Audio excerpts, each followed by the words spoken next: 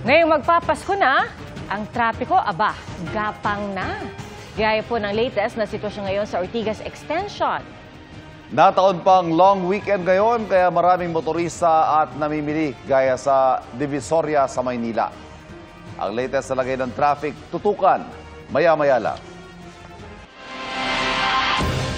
Magandang hapon po. Nagmatigas at nakabangga pa sa pagtakas. Nauwi riyan ang pahirapang pag-aresto sa lalaking nag-carnap sa SUV ng dati niyang amo sa General Santos City. Sinisanti raw siya ng amo dahil sa umunoy pagdodroga. Ang maaksyong habulan at paghuli, tunghayan sa pagtutok ni Efren Mamac ng GMA Regional TV.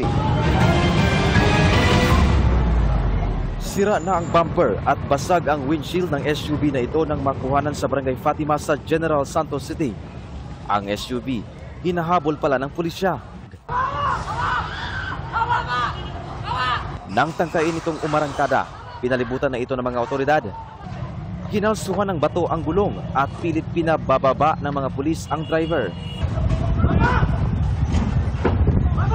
Pero nagmatigas pa rin siya at sinubukan pang umatras para tumakas. Ang mga pulis, pinaghahampasan ng baril at bato ang salamin at windshield ng sasakyan para mahuli ang driver. Pinuwersa na nilang mapababa ang driver ng SUV at saka inaresto. Ang malapelikulang tagpo at pursuit operation ng General Santos City Police sa driver na tinangkaw manong tangayin ng SUV mula sa auto shop ng dati niyang amo. Mismong biktima raw ang nagsumbong sa pulisya para mabawi ang sasakyan. Sinisanti siya sa work. Yun ang nakikita namin na na anggulo. Sinisanti siya sa work because of alleged drug addiction. Ayon sa PNP, marami daw nabangga ang suspect ng nakikipaghabulan ito. There were 3 instances na stop na siya and nag-refuse siya to submit himself to the authorities. So ano na yun, saka marami na siyang nabangga. Maraming reported na nasira but ang nagreklamo lang sa amin is one sari-sari store and one residential na area. Nasa kustodiya na ng pulisya ang suspect pati ang sasakyan na kanyang tinangay. Sinusubukan pa namin makuha ang panig ng suspect gayon din ang may-ari ng SUV. Para sa GMA Integrated News, Efren Mamac, nakatutok 24 oras. Ngayon pong long weekend at habang papalapit ang Kapaskuhan, ramdam na ang Carmageddon o yung pong bigat na trapiko sa mga kalsada sa Metro Manila. At mula sa North EDSA, nakatutok la si JP Soriano. JP? Naku Pia, mga kapuso, kagabi talagang naramdaman niyang Carmageddon na yan. Sobrang traffic yan ang reklamo ng mga motorista. At sa mga oras na ito, matindi rin ang traffic sa ilang bahagi ng EDSA. Pero sa ating likuran, medyo maluwag pa naman at passable. Pero asahan nga doon na titindi pa yan sa mga susunod na araw habang paparapi o paparami ang Christmas parties. Sa pula, sa puti, magkabilang lane ng EDSA ang nagningning kagabi. Hindi sa ilaw ng Pasko, kundi sa mga bumbilya ng mga bumper-to-bumper na sasakyan. Mula tanghali hanggang ngayong hapon, mabigat na ang daloy ng trapiko sa ilang kalsada gaya sa EDSA Muñoz southbound. Nasa-stuck lang tayo sa traffic, sayang yung oras, kaya kailangan mag-adjust. At habang papalapit na ang Pasko, babala ng MMDA, titindi pa ang bangungot na Carmageddon. Hindi lang ngayong long weekend, kundi ngayong Kapaskuhan. Nakabi-kabila ang mga Christmas party at dagsa ng mga mamimili sa mga mall. Ang motoristang si Ronnie, nasa iisang bahagi lang ng isang shopping center sa San Juan kahapon, pero inabot ng siyam-siyam bago nakalipat sa isa pang gusali. So sobrang traffic talaga, grabe. Isang area lang yun, no? Yeah, less than 300 meters, isang oras. So yung lunch namin na supposedly 12, we started at 1:30. Ang problema, maging ang mabuhay lanes madalas ding pinaparadahan ng mga sasakyan. Ang dami nakabara sa kalye. Kaya puspusan ang road clearing operations ng MMDA kahit weekend sa mabuhay lanes at iba pang kalsadang pwedeng gawing alternatibong ruta. Pero mas tututukan daw nila ang mga pangunahing kalsada gaya ng EDSA, Quezon Avenue, C5 at Rojas Boulevard, lalo na yung mga papunta sa mga mall at pasyalan. Magdadagdag po tayo ng mga tauhan po natin which will help to manage the traffic especially during rush hours.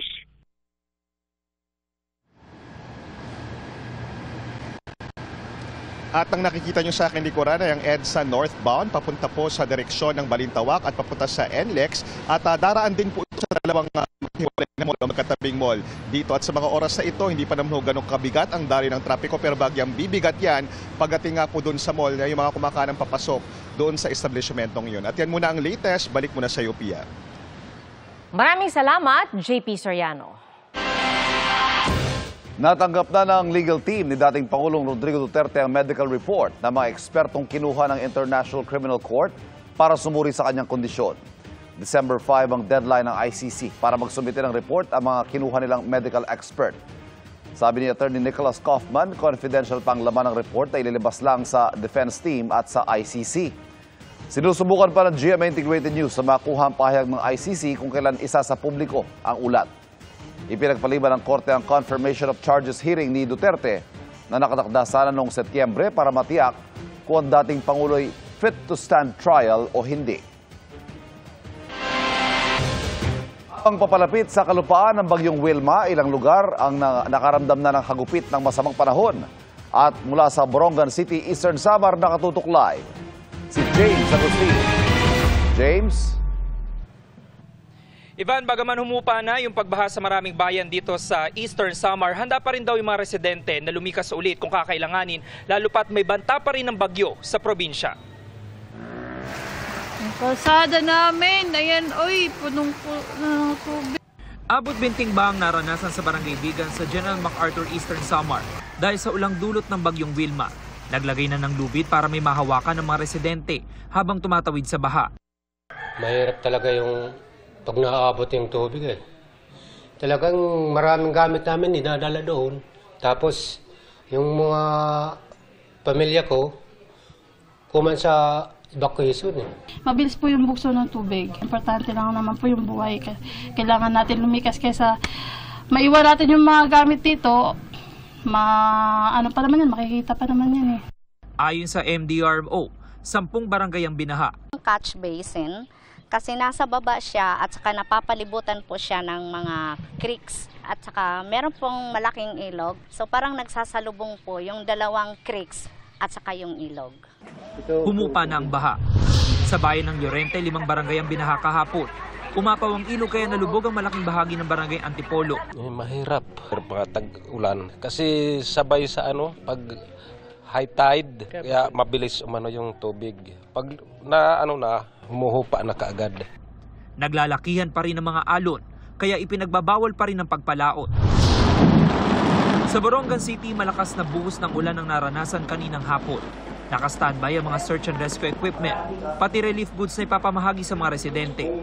Ayon sa CDRMO, 23 barangay ang bahain sa lugar. Yung apil lang po namin sa mga kabarangay namin dyan na kung ano po yung pinag-uutos ng mga barangay officials o yung authority, sundin po yung utos para maging safe lang po tayo. Grabe! Lalim! Sa Legazpi City, Albay, pahirapan ang pagdaan ng mga motorista sa isang kalsada dahil sa baha at road construction. Grabe! Ay, hindi kaya. Hindi naman madaanan ng mga maliliit na sasakyan ng binahang kalsada sa Garcio Torena, Camarines Sur. Dahil nakasunod si Tutoy!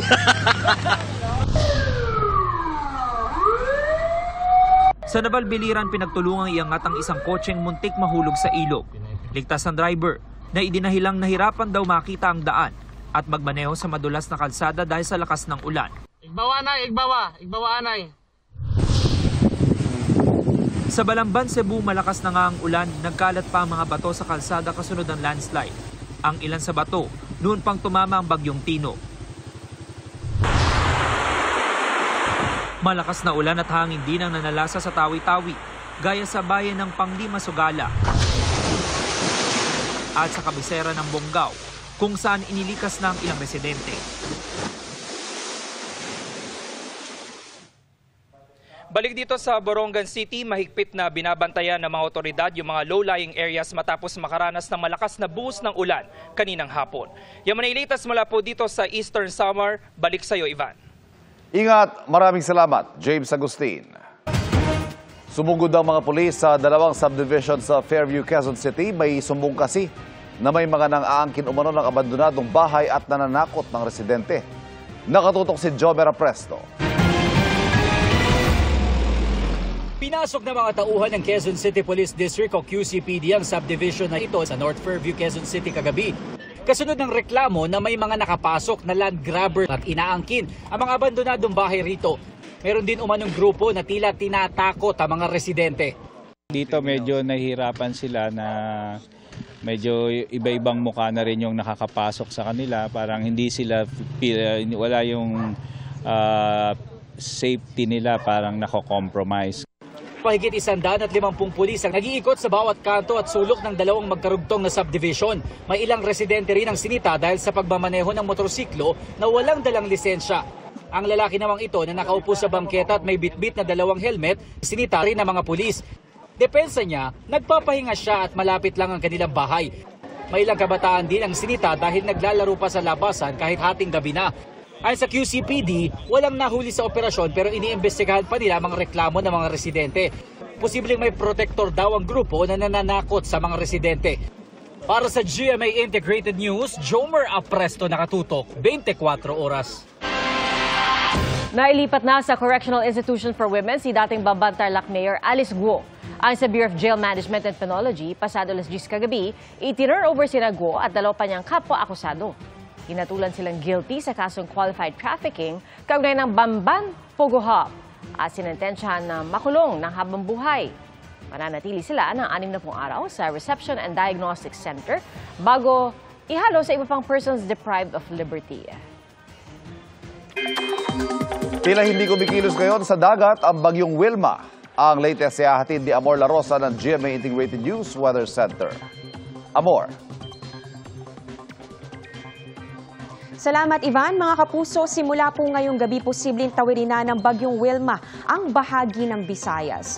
Huling namataan ng sentro ng bagyo sa coastal waters po yan ng Canabid, Eastern Samar at taglay po nito ang lakas ng hangin na abot sa 45 kilometers per hour. Bugso naman na nasa 55 kilometers per hour. At sa ngayon mga kapuso ay halos hindi po yan gumagalaw pero posible pang magkaroon ng pagbabago sa pagkilos nito sa mga susunod na oras. Ayon po sa pag-asa, sa Eastern Samar o sa Northern Samar ang unang landfall nitong bagyong Wilma anumang oras. At sunod po nitong tatawirin itong iba pang bahagi ng Visayas hanggang bukas, araw po ng Linggo. At pagsapit ng Lunes ay posibleng dumaan naman yan dito sa northern part ng Palawan. Posible naman na by Tuesday ng hapon ay nasa labas na po yan ng Philippine Area of Responsibility. Pero patuloy po nating imomonitor ang magiging pagbabago. Sa ngayon, nakataas ang wind signal number 1 sa Sorsogon. Ganun din sa Masbate, including Ticao and Burias Islands. Ganun din sa Romblon, southern portion ng Oriental Mindoro, southern portion ng Occidental Mindoro, northernmost portion ng Palawan, kasama rin po ang Cuyo,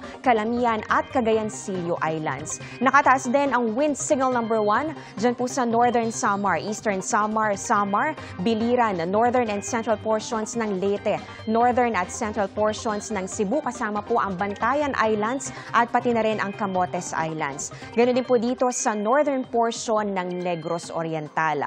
Wind signal number 1 din na nakataas dyan naman sa northern and central portions ng Negros Occidental, Guimaras, Iloilo, Capiz, Aklan, Antique, kasama po ang Caluya Island. Sa mga nabanggit na lugar, posible pa rin pong makaranas ng malakas sa bugso ng hangin na may kasamang mga pag-ulan. Pero mga kapuso, hindi lang po bagyong Wilma ang makakaapekto sa ating bansa dahil magpapaulan din yung shear line at pati na rin itong hanging amihan o yung northeast monsoon. Ganun din ang localized thunderstorms.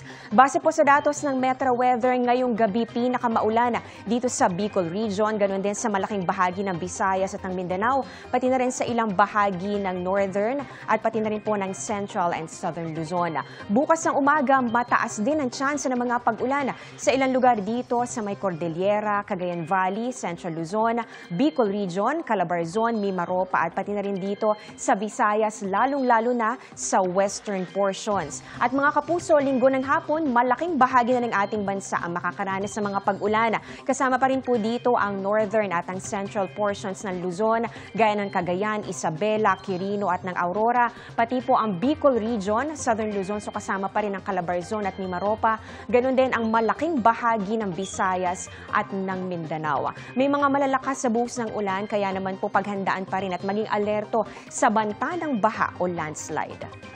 Dito naman sa Metro Manila, mataas din po ang tsansa ng ulan bukas, kaya mag-monitor din po ng advisories na ilalabas ng Pag-asa. Yan muna ang latest sa ating panahon. Ako po si Amor La Rosa para sa GMA Integrated News Weather Center. Maasahan anuman ang panahon.